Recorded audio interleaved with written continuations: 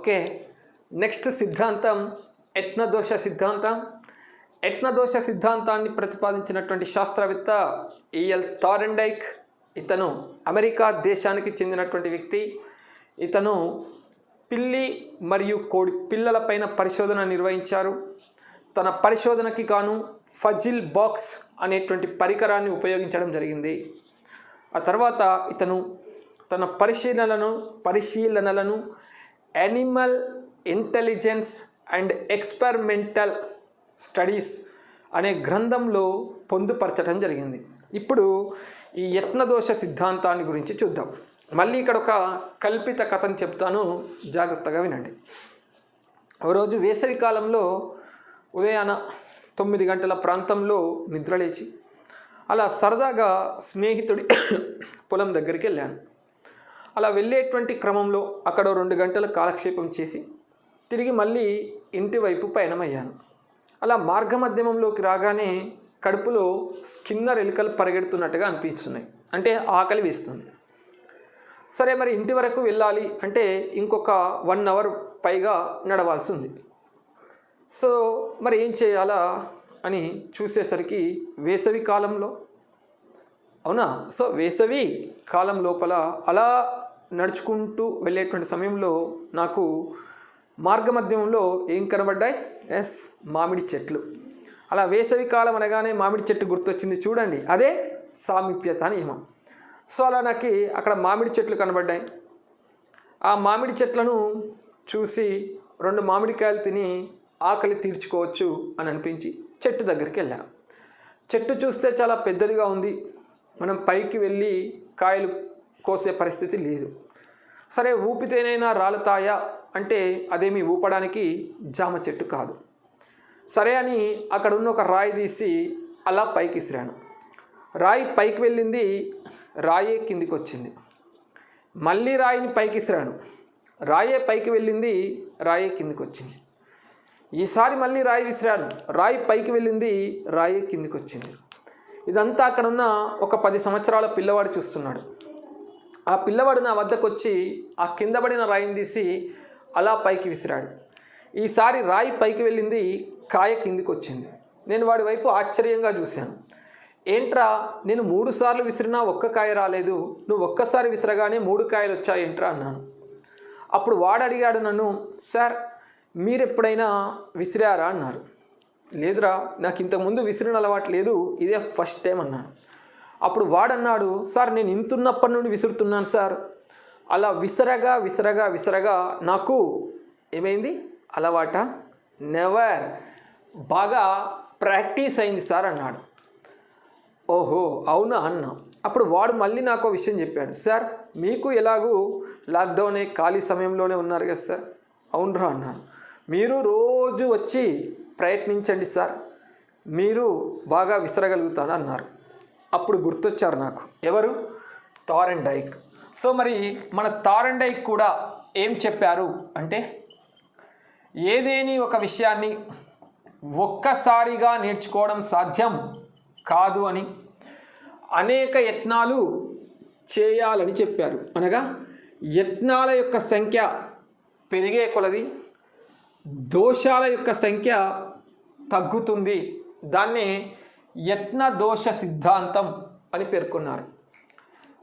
ఏదైనా విషయాన్ని ఒక్కసారిగా నేర్చుకోవడం సాధ్యం కాదు అని, అనేక యత్నాలు చేయాలని, అలా యత్నాల యొక్క సంఖ్య పెరిగే కొలది దోషాల యొక్క సంఖ్య తగ్గడం వలన అభ్యసనం జరుగుతుంది అని తెలిపారు. అది యత్నదోష సిద్ధాంతం. సో యత్నదోష సిద్ధాంతం యొక్క మెయిన్ కాన్సెప్ట్ ఇదే. ఇక యత్నాల సంఖ్య పెరిగే కొలది దోషాల సంఖ్య తగ్గుతుంది అని తెలిపేదే యత్నదోష సిద్ధాంతం మెయిన్ కాన్సెప్ట్. ఇక అందులో ఏమీ లేదు, నువ్వు గుర్తుపెట్టుకోవాల్సిందే.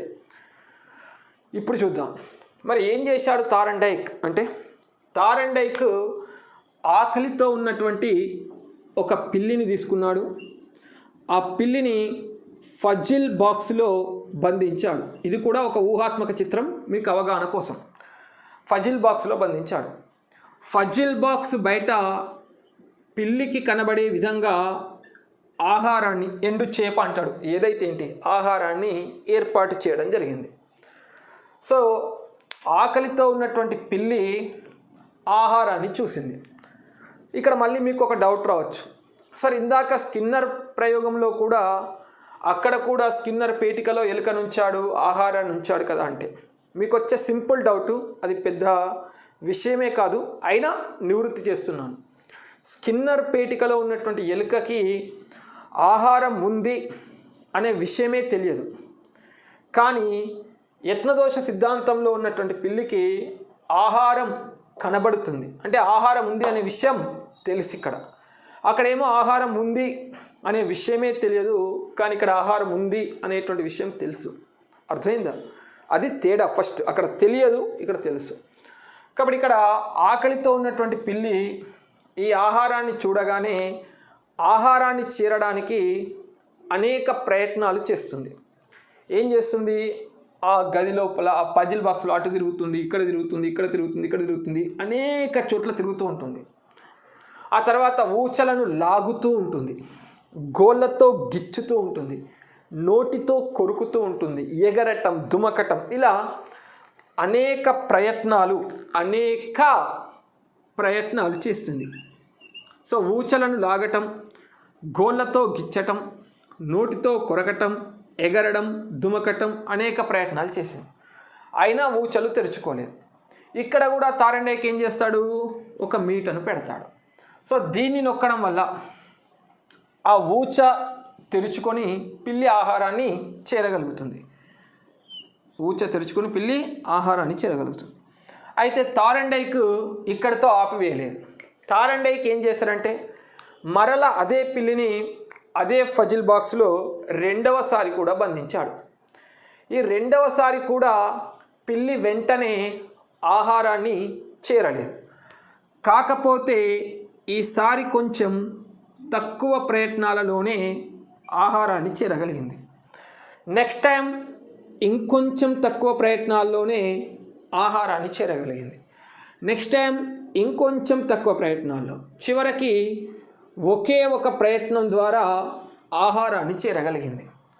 సో కావున తారండైకి ఏమంటాడంటే ఏదేని విషయాన్ని ఒక్కసారిగా నేర్చుకోవడం సాధ్యం కాదు అని, అనేక యత్నాలు చేయాలని. చూడండి, అనేక యత్నాలు, మొదటి యత్నం, రెండో యత్నం, మూడో యత్నం, నాలుగో యత్నం, ఇలా అనేక యత్నాలు వలన దోషాల యొక్క సంఖ్య, గమనించండి, దోషాల యొక్క సంఖ్య క్రమంగా తగ్గడం వలన మనం నేర్చుకుంటామంటారు. సో అనేక యత్నాల సంఖ్య పెరగడం వలన, దోషాల సంఖ్య తగ్గడం వలన అభ్యసనం జరుగుతుంది అంటాడు ఎవరు? తారండైక్. మరి ఇక్కడ చూసినట్లయితే ఈ ఆహారాన్ని నేను దేనిగా భావించాలి అంటే ఉద్దీపన లేదా పునర్బలనం. కానీ అక్కడ ఆహారాన్ని నేను ఉద్దీపన అని ఎప్పుడైతే భావిస్తానో, ఈ ఆహారాన్ని చేరడానికి పిల్లి చేసే ప్రతి ప్రయత్నాన్ని కూడా, అంటే ఊచలు లాగటం, గోళ్ళతో గిచ్చటం, నోటితో కొరగటం, ఎగరటం, దుమకటం, మీటను నొక్కటం, వీటన్నింటినీ కూడా మనం ఏమంటాం?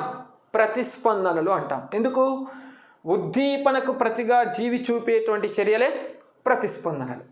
కాబట్టి ఇక్కడ నేను ఈ ఆహారాన్ని ఉద్దీపన అనుకున్నప్పుడు వీటిని నేను ప్రతిస్పందనలు అని అనుకుంటాం. కానీ ఇక్కడ ఏం జరుగుతుందంటే పిల్లి ఈ ఆహారం అనే ఉద్దీపనకు, ఈ ప్రతిస్పందనకి మధ్య పిల్లి బంధాలను ఏర్పరచుకుంటుంది అంటాడు. సో ఈ విధంగా ఏర్పరచుకున్నటువంటి బంధాలనే అతను సంధానాలు అని పేర్కొంటాడు.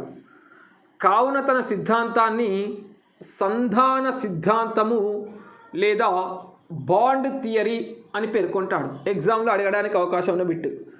సంధాన సిద్ధాంతము లేదా బాండ్ థియరీ అని ఈ సిద్ధాంతానికి పేరు. అంటే యత్నదోష సిద్ధాంతానికి పేరు. సంధాన సిద్ధాంతము లేదా బాండ్ థియరీ అని సిద్ధాంతానికి పేరు, అంటే యత్నదోష సిద్ధాంతానికి పేరు. సో మరి ఇక్కడ కనుక చూసినట్లయితే పిల్లి ఏం చేసింది? ఈ ఉద్దీపనకి అనేక ప్రతిస్పందనలు చేసింది. ఇక్కడ సో నా క్వశ్చన్ ఏంటంటే, ఈ ఉద్దీపనకి పిల్లి అనేక ప్రతిస్పందనలు చేసింది కదా, ఈ పిల్లి చేసిన అన్ని ప్రతిస్పందనలు చివరి స్థిరపడ్డాయా? ఆహారం అనేటువంటి ఉద్దీపనకు ఈ ప్రతిస్పందనలకి మధ్య సంధానం ఏర్పడింది. మరి ఈ విధంగా ఏర్పడిన అన్ని సంధానాలు స్థిరపడ్డాయా? ఇక్కడ స్థిరపడ్డాయా అంటే అర్థం చివరి వరకు కొనసాగాయా? అన్ని సంధానాలు చివరి వరకు కొనసాగాయా? అర్థమవుతుందా? లేదు. పోనీ ఒక్కటి కూడా కొనసాగలేదా? కొనసాగింది. ఎవరా ఒక్కటి? ఏంటా ఒకటి? మీటను నొక్కడం అనే సంధానమే చివరి వరకు కొనసాగింది. మరి మిగతా అన్ని సంధానాలు బలహీన పడిపోయాయి. మిగతా అన్ని సంధానాలు బలహీన పడిపోయాయి. ఎవరు మాత్రమే కొనసాగారు? ఒక సంధానం. ఎవరు ఆ సంధానం? మీటను నొక్కడం అనే సంధానం చివరి వరకు కొనసాగింది. చూడండి, చివరి వరకు ఇది ఉంది. మిగతా అన్నీ కూడా బలహీన పడిపోవడం జరిగింది. కావున థారండైక్ ఏమంటాడో చూడండి. ఆకలి అనే అవసరం, ఆహారం అనే గమ్యం, ఊచలు అనే ఆటంకాలు. ఆకలి అనే అవసరం, ఆహారం అనే గమ్యం, ఊచలు అనే ఆటంకాలు క్రమంగా వ్యర్థ ప్రతిస్పందనలు. ఇవి వ్యర్థ ప్రతిస్పందనలు. ఊచలు లాగటం, గోళ్ళతో గిచ్చటం, నోటితో కొరకటం, ఎగరడం, దుమకటం వ్యర్థ ప్రతిస్పందనలు. యాదృచ్ఛికంగా విజయం లభించటం, విజయం కాదు, యాదృచ్ఛికంగా విజయం లభించటం. క్రమంగా వ్యర్థ ప్రతిస్పందనలను తొలగించుకొని చివరకు సరి అయినటువంటి ప్రతిస్పందనను ఎంపిక చేసుకోవటం యత్నదోష సిద్ధాంతంలోని అంశం అంటాడు. Once again I repeat. ఆకలి అనే అవసరం, ఆహారం అనే గమ్యం, ఊచలు అనే ఆటంకాలు, క్రమంగా వ్యర్థ ప్రతిస్పందనలు, యాదృచ్ఛికంగా విజయం లభించటం. క్రమంగా వ్యర్థ ప్రతిస్పందనలను తొలగించుకొని సరి అయినటువంటి ప్రతిస్పందనను ఎంపిక చేసుకోవడం అనేది ఏ సిద్ధాంతంలో కనబడుతుంది అంటే యత్నదోష సిద్ధాంతంలో కనబడుతుంది. రైట్. ఇప్పుడు ఇంకొక విషయం. మరి ఇక్కడ యత్నదోష సిద్ధాంతంలో ఉద్దీపనకి ప్రాధాన్యత ఉందా, ప్రతిస్పందనకి ప్రాధాన్యత ఉందా? యత్నదోష సిద్ధాంతంలో ఉద్దీపనకి ప్రాధాన్యత ఉందా, ప్రతిస్పందనకి ప్రాధాన్యత ఉందా? ఇక్కడ చూద్దాం. ఇక్కడ ఉద్దీపనకి ప్రాధాన్యత ఉందా, ప్రతిస్పందనకి ప్రాధాన్యత ఉందా అంటే యత్నదోష సిద్ధాంతంలో ఉద్దీపనకి ప్రాధాన్యత ఉంది, ప్రతిస్పందనకి ప్రాధాన్యత ఉంది. ఎందుకు అంటే ఈ ఆహారం అనేటువంటి ఉద్దీపన వల్లనే ఈ ప్రతిస్పందనలు చూపింది. ఇక్కడ ఉద్దీపన లేకపోతే ఈ ప్రతిస్పందనలు చూపేది కాదు. అట్ ద సేమ్ టైం ఈ సరి అయిన ప్రతిస్పందనను చూపకపోతే ఈ పునర్బలనం అనే ఉద్దీపనను పొందేది కాదు. సో చూడండి, ఉద్దీపన లేకపోతే ప్రతిస్పందన వచ్చేది కాదు,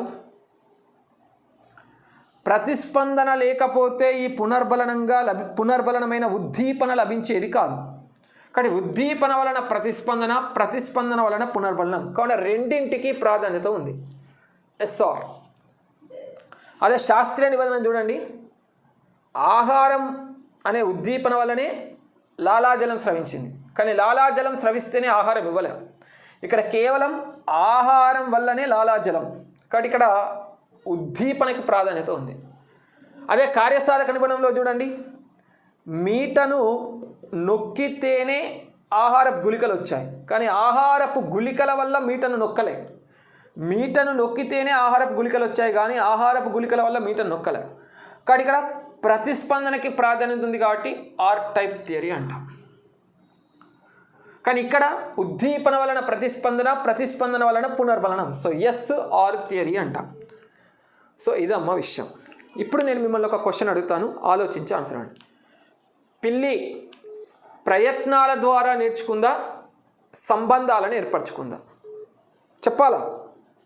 ప్రయత్నాలు. వన్స్ అగైన్ ఐ ఆస్క్, ప్రయత్నాల సంబంధాల? ప్రయత్నాల సంబంధాల? ప్రయత్నాలు. Good question. పిల్లి వేటి ద్వారా నేర్చుకుంది? ప్రయత్నాలు చేసి నేర్చుకుంది, సంబంధాలు కాదు. ఇప్పుడు జాగ్రత్తగా వినండి. ఎస్ టైప్ థియరీ, ఎస్ శాస్త్రీయ నిబంధన. ఆర్ టైప్ థియరీ, ఎస్ కార్యసాధక నిబంధన.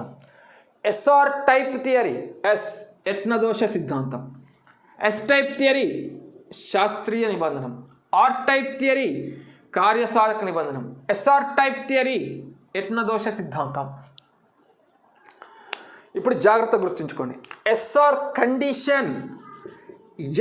కండిషన్ మైండ్ ఇట్ శాస్త్రీయ నిబంధనం. యత్నదోష సిద్ధాంతం కాదు, ఇందాక కూడా నేను చెప్పలా. కండిషన్ అంటే అర్థం నిబంధనం.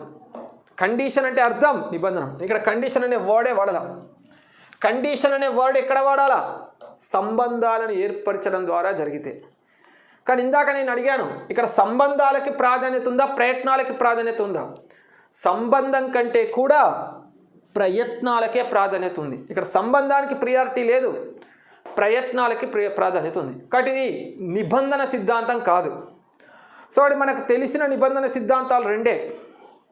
ఒకటి శాస్త్రీయ నిబంధనం, రెండు కార్యసాధక నిబంధనం. ఇవి రెండే నిబంధన సిద్ధాంతాలు. సంసర్గవాద సిద్ధాంతాలు మూడు, ప్రవర్తనవాదులు పేర్కొనే మూడు: శాస్త్రీయ నిబంధనం, కార్యసాధక నిబంధనం, యత్నదోష సిద్ధాంతం.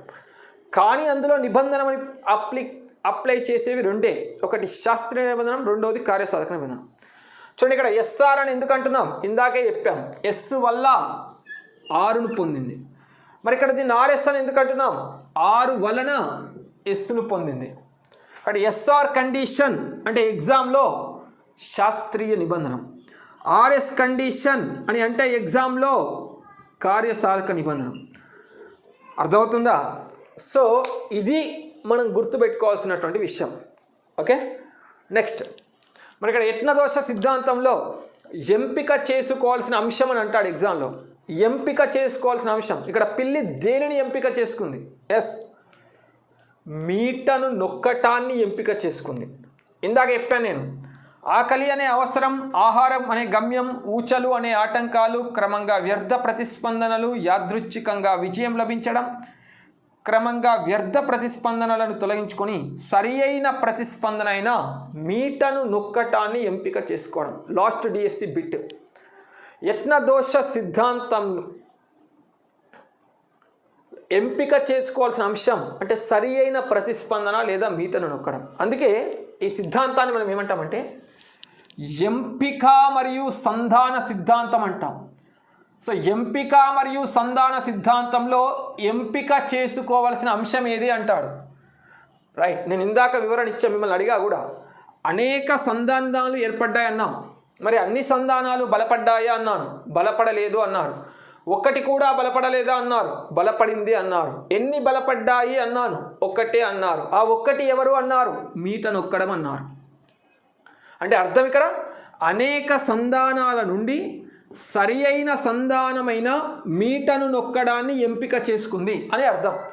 అనేక సంధానాల నుండి సరి అయిన సంధానమైన మీటను నొక్కడాన్ని ఎంపిక చేసుకుంది. అది ఏ ఎంపిక సంధాన సిద్ధాంతం. ఎగ్జామ్లో ఇంకో వర్షన్లో అడుగుతాడు, వ్యర్థ ప్రతిస్పందనలను తొలగించుకోవడానికి ప్రాధాన్యతనిచ్చిన సిద్ధాంతం అంటాడు. ఎక్కడికో ఆలోచించి మళ్ళీ మీరు పొరపాటు పడాల్సిన అవసరం లేదు. వ్యర్థ ప్రతిస్పందనలను తొలగించుకోవడానికి ప్రాధాన్యతనిచ్చిన సిద్ధాంతం. ఇందాక చెప్పాం చూడండి, క్రమంగా వ్యర్థ ప్రతిస్పందనలను తొలగించుకుంటూ అన్నాను. అర్థమవుతుందా? అంటే తప్పులను సరిదిద్దుకుంటూ నేర్చుకోవడం, అనగా ప్రయత్నాల ద్వారా నేర్చుకోవడం ఏ యత్నదోష సిద్ధాంతం. కాబట్టి వ్యర్థ ప్రతిస్పందనలను తొలగించుకోవటానికి చూడండి ఎంత క్లియర్గా ఉందో. వ్యర్థ ప్రతిస్పందనలు అంటే దోషాలను, తొలగించుకోవడం అంటే తగ్గించుకోవడం. మెయిన్ కాన్సెప్ట్ అదే కదా, అందుకే వాడాలి, ఉపయోగించుకోవాలి బుర్రని. సో వ్యర్థ ప్రతిస్పందనలను అంటే వ్యర్థ ప్రతిస్పందనలను, వ్యర్థ ప్రయత్నాలను తొలగించుకోవడం అంటే దోషాలను తగ్గించుకోవడం యత్నదోష సిద్ధాంతం. రైట్. సో ఇది సిద్ధాంతానికి సంబంధించి. ఇక సింపుల్గా లాజిక్ కీ పాయింట్ ఇస్తాను, గుర్తుపెట్టుకోండి. ఇవంతా పక్కన పెట్టండి, ఈ డైరెక్షన్లో క్వశ్చన్ వస్తేనే ఇదంతా. ఇది లేదు, ఇక జనరల్గా గుర్తుపెట్టుకోండి. ఏ విషయాలనైతే కీ పాయింట్, ఏ విషయాన్నైతే కేవలం ప్రయత్నాల ద్వారా మాత్రమే నేర్చుకుంటామో, ఏ విషయాలనైతే కేవలం ప్రయత్నాల ద్వారా మాత్రమే నేర్చుకుంటామో, ప్రయత్నాల ద్వారా నేర్చుకునే ఏ పనిలోనైనా కూడా యత్నదోష సిద్ధాంతం ఉంది. Without practice we cannot learn, we learn with practice only, we can learn with practice only. ఏ విషయాన్నైతే కేవలం ప్రయత్నాల ద్వారా మాత్రమే నేర్చుకుంటామో, ప్రయత్నాల ద్వారా నేర్చుకునే ప్రతి విషయంలో కూడా యత్న దోష సిద్ధాంతమే ఉంటుంది. కాబట్టి యత్న దోష సిద్ధాంతం మెయిన్ కాన్సెప్టే ప్రయత్నం ప్రయత్నం ప్రయత్నం. That's all. సైకిల్ త్రొక్కటం ఒక్కసారిగా రాదు, అనేక సార్లు ప్రయత్నం చేయాలి. ఈత కొట్టడం ఒక్కసారిగా రాదు, ప్రాక్టీస్ చేయాలి. టైప్ రైటింగ్ ఒక్కసారిగా రాదు, ప్రాక్టీస్ చేయాలి. బొమ్మలు గీయడం ఒక్కసారిగా రాదు, ప్రాక్టీస్ చేయాలి. డ్యాన్స్ నేర్చుకోవడం ఒక్కసారిగా రాదు, ప్రాక్టీస్ చేయాలి. కాబట్టి వీటన్నింటిలో కూడా ఉన్నటువంటి అప్లైడ్ బిట్స్ ఇవే. వీటన్నింటిలో కూడా ఉన్న సిద్ధాంతం యత్న దోష సిద్ధాంతం. మరి ఇక్కడ సైకిల్ త్రొక్కటం కానీ, ఈత కొట్టడం కానీ, టైప్ రైటింగ్ కానీ, డ్యాన్స్ కానీ, బొమ్మలు గీయడం కానీ ఏంటివి? చలన కౌశలాలు. ఎన్నోసార్లు చెప్పాను మీకు, చేతి కాలి కండరాలను ఉపయోగించి చేసేటువంటి పనులను చలన కౌశలాలు అంటాం. ఇప్పుడు కీ పాయింట్, ఎగ్జామ్లో అడుగుతాడు, చలన కౌశలాలను నేర్చుకోవడానికి అనువైన సిద్ధాంతం ఏది అంటాడు? యత్న దోష సిద్ధాంతం.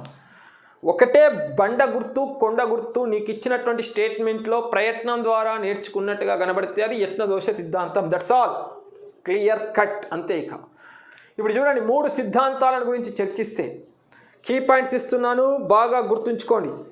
చూడడానికి సహజం వలె కనిపించాలి, కానీ దానిలో ఒక అసహజ ప్రతిస్పందన దాగి ఉండాలి, సామీప్యతా నియమం పైన ఆధారపడాలి. అది శాస్త్రీయ నిబంధన. చూడడానికి సహజం అనుకుంటాం, తరగతి గదిలోనికి ఉపాధ్యాయుడు రాగానే నిలబడడం సహజం అంటాం, కానీ కాదది అసహజం. దాంట్లో సామీప్యతా నియమం ఉంది. సార్ రాగానే లేవాలి అనే దానికి కండిషన్ చేసుకున్నాం, సార్ రావడానికి నిలబడడానికి కండిషన్ చేసుకున్నాం. ట్రాఫిక్లో రెడ్ లైట్ పడగానే ఆగడం సహజం కాదు, రెడ్ లైట్కి స్టాప్కి మధ్య కండిషన్ చేసుకున్నాం, నిబంధన ఏర్పరచుకున్నాం. కాకపోతే చూడడానికి సహజం వల్ల అనిపిస్తుంది, కానీ అసహజ ప్రక్రియ దాగి ఉంది, సామీప్యత నియమం పైన ఆధారపడింది. చూడండి, సామీప్యత నియమం ఉంటుంది అక్కడ శాస్త్రీయ నిబంధనలో. క్వశ్చన్లో నేను చాలా ఉదాహరణలు ఇచ్చాను ఇంతకుముందు క్లాస్లో. కార్యసాధక నిబంధనలో తనంతట తాను ప్రతిస్పందన వ్యక్తం చేయాలి. చూడండి, తనంతట తాను బంతి విసిరాడు, తనంతట తాను రోడ్డు దాటించాడు, తనంతట తాను అమ్మ అని పిలిచింది, అది కార్యసాధక నిబంధన. కానీ ఇక్కడ అవేమి ఉండవు, ప్రయత్నమే ఉంటుంది. సైకిల్ తొక్కడం, ఈత కొట్టడం, టైప్ రైటింగ్, బొమ్మలు గీయడం, నాట్యం చేయడం, ఇవన్నీ యత్న దోష సిద్ధాంతం. కాబట్టి చలన కౌశలాలు నేర్చుకోవడానికి అనువైన సిద్ధాంతం యత్న దోష సిద్ధాంతం. ఇదమ్మా యత్న దోష సిద్ధాంతం కాన్సెప్ట్. ఇక ఫైనల్గా ఒక విషయం చెప్పదలుచుకున్నాను. మొదట మీకు సిద్ధాంతాల గురించి వివరించేటప్పుడు ఒక మాట ఇచ్చాం. పునర్బలనం, బహుమతులు, పునరభ్యసనం, పునఃస్మరణ ద్వారా జరిగేవి సంసర్గవాద సిద్ధాంతాలని. నువ్వు ఏ సిద్ధాంతమైనా చూసుకో, మనం ఇప్పటివరకు వివరించింది పునర్బలనం, బహుమతి, పునఃస్మరణ అనే పదాలనే వాడాం. చూడండి, శాస్త్రీయ నిబంధనని పునర్బలనం వాడాం, కార్యసాధక నిబంధనలో వాడాం, యత్న సిద్ధాంతంలో వాడాం. వీటన్నింటిలో ఉద్దీపన ప్రతిస్పందన, ఉద్దీపన ప్రతిస్పందన అనే పదాలు వాడాం. సో ఇవి సంసర్గవాద సిద్ధాంతాలు. ఇప్పుడు తారండైక్ పేర్కొన్న ప్రాథమిక నియమాలు చూద్దాం. ఇవి కూడా ఎగ్జామినేషన్ పాయింట్ ఆఫ్ వ్యూలో ముఖ్యమైనవి. రైట్.